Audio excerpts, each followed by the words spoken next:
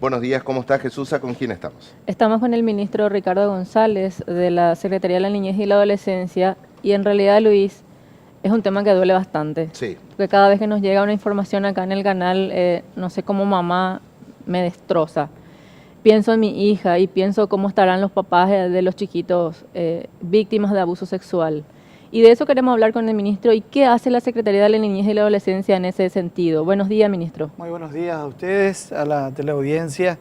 Gracias por invitarnos a participar y a poder dialogar de este tema tan sensible que nos interpela a todos cada vez que, como bien decías, es objeto de la información una niña en situación de vulneración.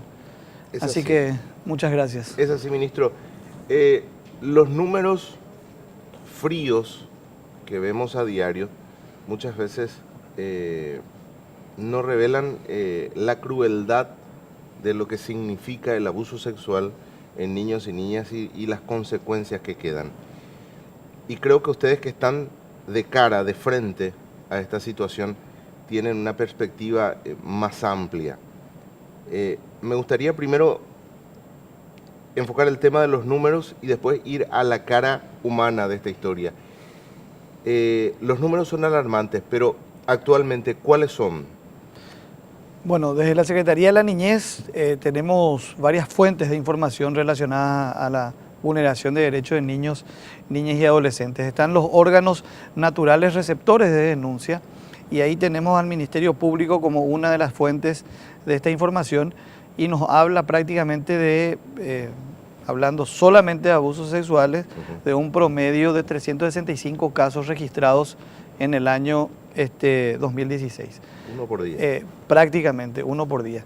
Y en lo que va de otra fuente, que es el servicio 147 Fono Ayuda, que nosotros tenemos instalado en la Secretaría de la Niñez, que es una línea de emergencia que trabaja en red con otras líneas de emergencia, 911, 137 del Ministerio de la Mujer. También tenemos una estadística y el año pasado hemos registrado 22.000 llamadas relacionadas a situaciones de vulneración de derechos de niños, niñas y adolescentes. Ahí hablamos en general de casos de situación de bullying, casos de situación de maltratos contra los niños, casos de situación también de abusos, casos de situación de trata. Entonces, en total la llamada que recibimos el año pasado fueron 22.000 llamadas.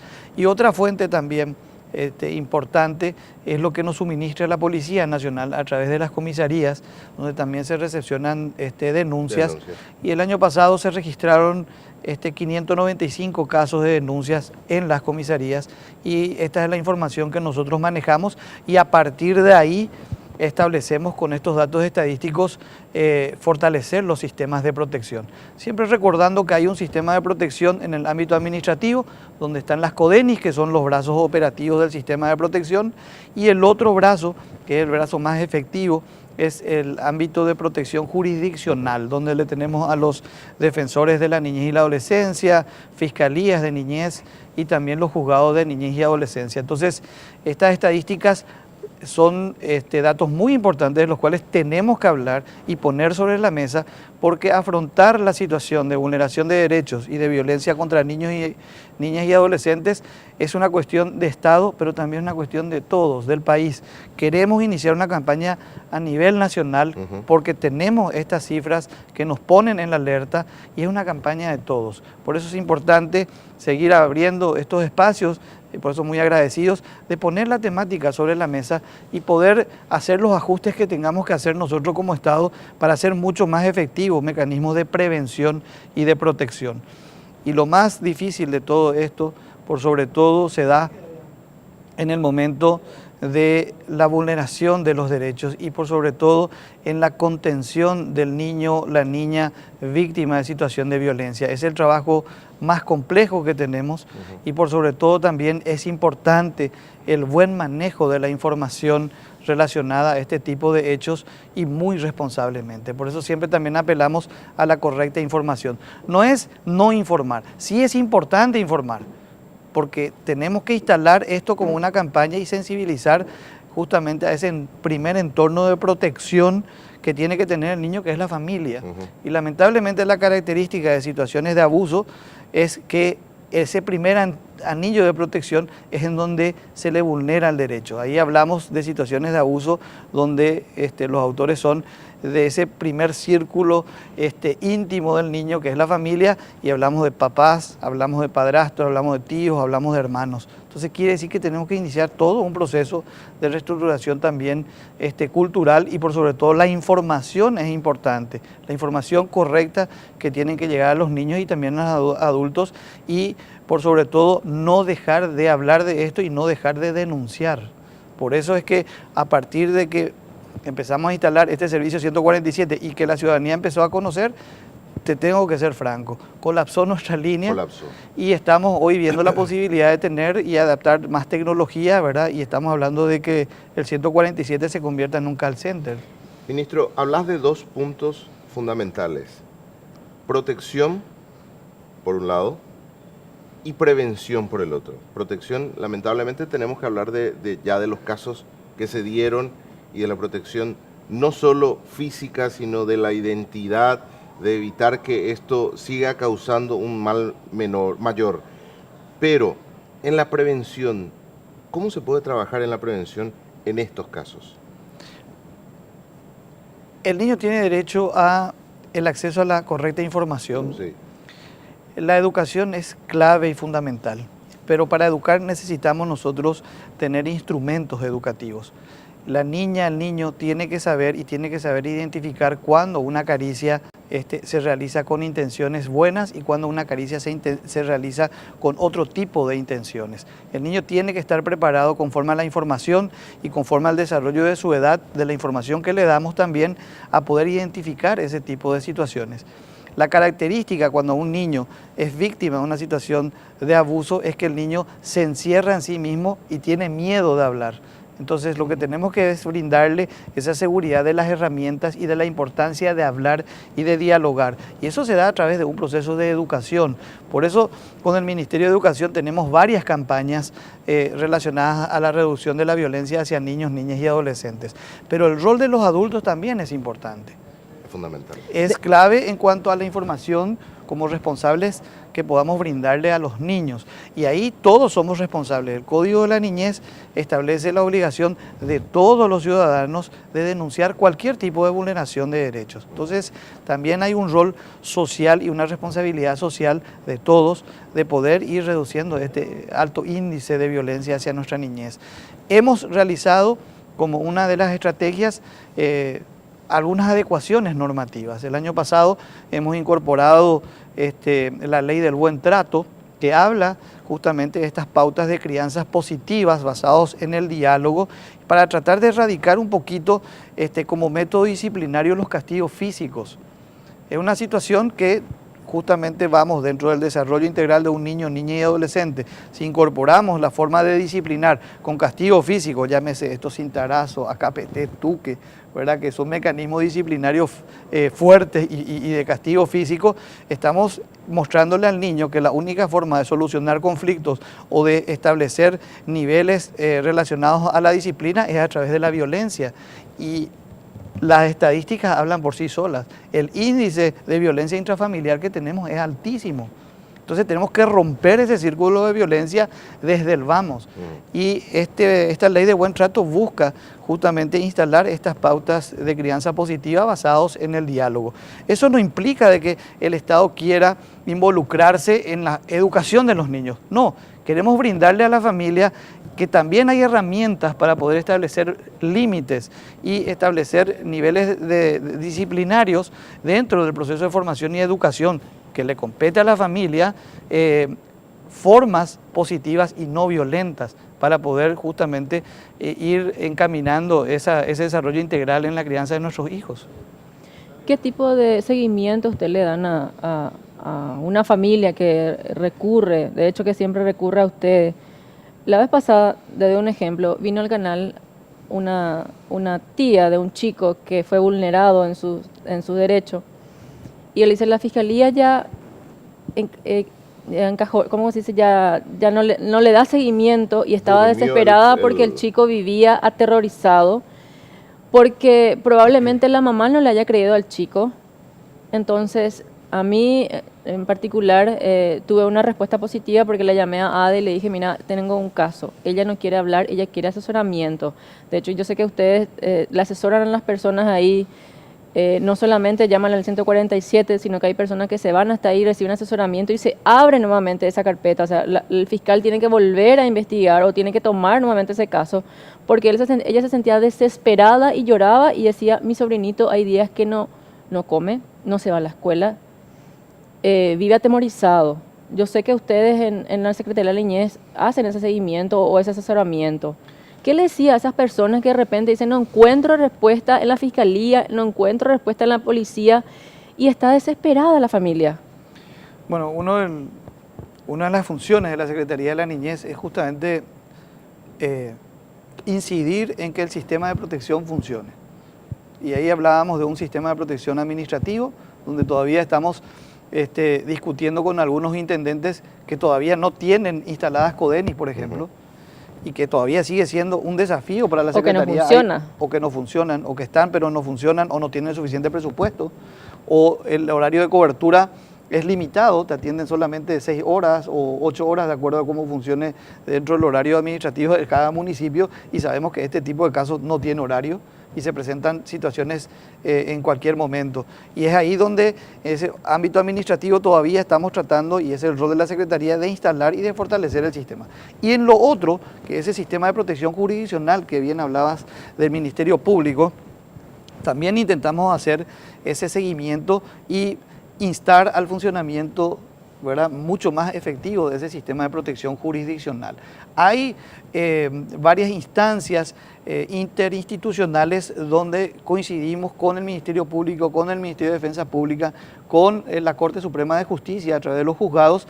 Ellos forman parte del Consejo Nacional de Niñez y ahí estamos instalando protocolos que sean mucho más efectivos. Pero por sobre todo es importante también determinar de que hay veces que se dan este tipo de situaciones en donde falta ese acompañamiento de una estructura para que se vayan diligenciando más rápidamente los documentos o los procesos dentro de la investigación. Pero lo más complejo de trabajar es todo ese plan de trabajo en la reactivación de la vida social del niño o adolescente víctima de una situación de violencia. Eso es lo más complejo. Y además, tenemos que elaborar un plan de vida que no puede y no tiene que ser un plan de vida a corto plazo. Tiene que ser un plan de vida para una total reinserción a su vida social. Sí. Y eso es lo más complejo que tenemos que trabajar. Y eso es una responsabilidad que no solamente recae con la Secretaría de la Niñez, que por eso articulamos con el Ministerio de Salud en la Dirección de Salud Mental, porque va a requerir un acompañamiento profesional de psicólogos, en algunos casos mucho más complejos, de psiquiatras infantiles, para esa readaptación y esa revinculación. Francamente, ese es el eje más difícil de trabajar, y este plan de vida tiene que trascender gestiones, tiene que trascender el gobierno y tiene que estar instalada como política pública de todos los que vayamos a asumir las instituciones. Entonces, ese es el trabajo más duro, y eso es lo que queremos dejar instalados, instrumentos bien claros que permitan sostener el acompañamiento de este tipo de casos. Quiero volver un poco a los números. Hablaba de los casos judiciales, hablabas de las llamadas que recibieron a través del Fonoayuda y de los casos en las comisarías. Y en realidad los números son terribles, va creciendo, va en aumento. Y eso nos demuestra de que algo está fallando en el sistema. Desde la perspectiva que tenés vos como ministro, ustedes como institución, ¿qué es lo que está fallando? Las penas no están acorde al delito, no se hace justicia, o sea, porque de alguna forma, cuando hablamos de feminicidio, bueno, decimos, se han dado condenas ejemplares. Hablamos de un caso de Adolfo Trote de 40 años, y podría hacerse una evaluación si a partir de ese momento han bajado los índices de violencia contra la mujer. O sea, hay un antes y un después de este caso, donde se puede hacer una evaluación de esto. Pero en el caso de la violencia contra los niños y las niñas, creo que no hay un antes y un después y no se ha avanzado mucho en esto. Y las condenas que se han dado no son ejemplificadoras. A lo mejor estoy equivocado, pero creo que por ahí va. ¿Cuál es tu perspectiva respecto a esto? ¿En qué se falla? Realmente son varios ejes los que tenemos que fortalecer para consolidar un sistema de protección. Uno de esos ejes es, y guarda relación con lo que te estaba mencionando, una adecuación normativa. Y cuando hablamos de adecuación normativa, no solamente para mecanismos de protección, sino que también para mecanismos de sanción. Y ahí es donde entra el análisis de si es suficiente o no, o si son suficientes o no, las penas relacionadas a situaciones de abuso contra niños, niñas y adolescentes. Y te voy a hacer claro, la pena mínima determinada por el Código Penal es muy baja. Ahora se modificó, se elevó, pero también establece para cierto tipo de situaciones, como la exposición de situaciones comprometedoras de un adulto para con un niño, que se determinan con penas mínimas y hasta de multa. Y no podemos permitirnos, hablando de un niño, no. Ese daño psicológico ante esa situación es un daño que va a permanecer por años en ese niño. Y lo peor, y la sanción no puede ser mínima. Entonces, estamos hablando de la necesidad de una adecuación normativa. Hay dos proyectos de ley. Hay uno que ahora, por suerte, se obtuvo elevar la pena mínima a 1 año más. Estaba en 4, ahora se elevó a 5. Y en situaciones más agravantes puede llegar la pena hasta 15 años.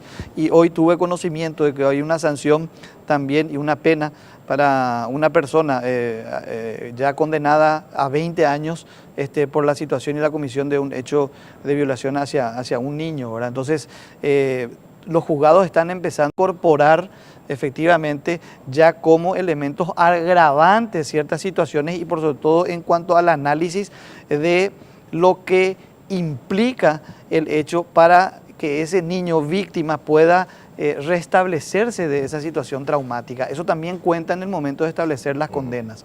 Entonces, hablamos de la necesidad de elevar esas penas mínimas a penas mucho más ejemplificadoras. Pero también está el otro eje que tenemos que fortalecer, que es el eje de la prevención. Ahí volvemos a ese eje de la prevención.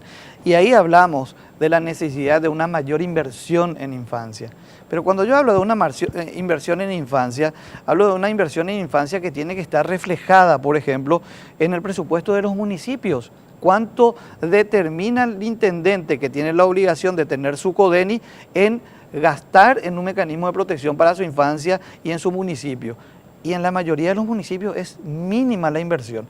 Tienen un solo funcionario que se encarga de establecer estas medidas de protección. Y es insuficiente. De los 290 y algo de municipios que tenemos en el país, solamente tenemos instalados 212 CODENIs. Todavía falta. Entonces, ahí es uno de los ejes donde estamos tratando de fortalecer para que exista una disposición normativa también mucho más clara que obligue por sobre todo la inversión en infancia. Y nosotros en las reparticiones centrales también tenemos que ir reflejando esa inversión. Se está dando, por suerte, para lo que va del año que viene tenemos un presupuesto bastante importante que va a permitir la consolidación de estos servicios de centro de referencia de casos, de fondo de ayuda de la Secretaría de la Niñez, ya partiendo desde el Ministerio de Hacienda esa propuesta, y eso va a permitir que tengamos servicios mucho más efectivos para la prevención y para los casos de atención directamente en situación de vulneración. Hablo de una mayor inversión, pero no reflejada solamente en estructuras centrales, también descentralizadas, porque nuestro sistema de protección de niñez es descentralizado. Remite las responsabilidades de establecer medidas de protección a los municipios a través de las CODENIs. Ahí tenemos que fortalecer y eso es lo que estamos trabajando también con la sensibilidad, con la llegada, con el apoyo técnico en las capacitaciones de las CODENIs a los municipios, pero se tiene que reflejar esa inversión. Yo creo que ahí vamos a instalar un mecanismo de protección mucho más efectivo. Y el otro eje es el eje comunicacional, esto que estamos haciendo nosotros. Poner sobre la mesa esta situación. Me decís, hay un aumento yo creo que hay un sinceramiento de los datos. Estas situaciones ya estaban, pero a partir de que empezamos a brindar la posibilidad y establecer la obligación de denunciar, empezaron a saltar estos casos. Sí. Hay un antes y un después, y esto lo voy a hacer franco porque siempre tenemos y lo tenemos comprobado con informes de la Secretaría de la Niñez, hay un antes y un después de algunos casos que tuvieron mucha repercusión en los medios en el año 2015, en donde a partir de ese hecho que realmente interpeló a toda la sociedad, donde una niña fue víctima de una situación de abuso, empezamos a reforzar con los medios de comunicación, con todos los medios que teníamos al alcance, el 147. Y prácticamente se triplicaron los números, la cantidad de llamadas y los números de situaciones de denuncia. Quiere decir que había un subregistro importante. Posible. Y a partir de todo esto, de dar difusión, de hablar de una situación real, cruda pero real, que nos interpela, es importante establecer estos mecanismos de información para seguir denunciando y para seguir clarificando, que es lo que nos permite a nosotros ver dónde tenemos que hacer los ajustes necesarios. Sí. Hay mucho todavía por hacer, queda mucho por instalar, pero creo que estamos dando juntos con la sociedad, los medios de comunicación y la misma familia pasos firmes para consolidar un sistema de protección más efectivo aún. Por lo menos por mi parte, la última pregunta. Estadísticamente, ustedes que tienen acceso a esa información que es fundamental, ¿los casos se dan más en áreas rurales que en áreas urbanas? Tenemos más casos en áreas urbanas y tenemos una estadística conforme a lo que suministró el Ministerio Público también en cuanto a carpetas de investigación fiscal. Uno de los departamentos con más alto índice de situaciones de vulneración de derechos de niños es el departamento de Cordillera, le sigue el departamento central y después el departamento de Caguazú, y así va, ¿verdad? Entonces, hay más nivel de violencia reflejada en zonas urbanas, que es lo que más se conoce, pero sí sabemos que también en zonas rurales hay un índice de subregistro, no se denuncia, no se realiza la actividad porque, te vuelvo a repetir, la característica de situaciones, por ejemplo, de abuso, es que se da dentro de ese mismo entorno familiar y muchas veces se oculta esa situación.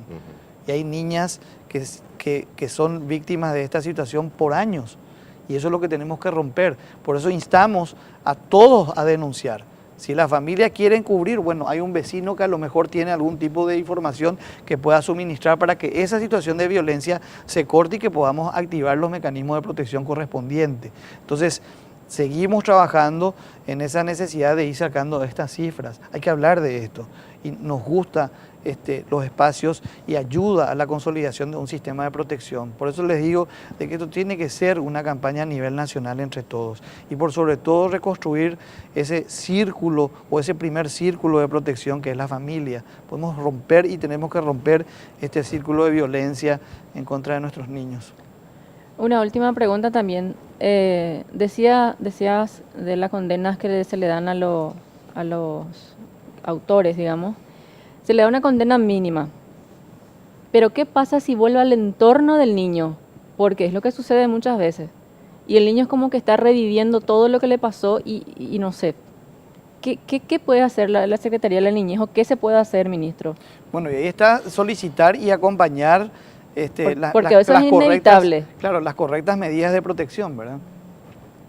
Y tiene que ser inmediato.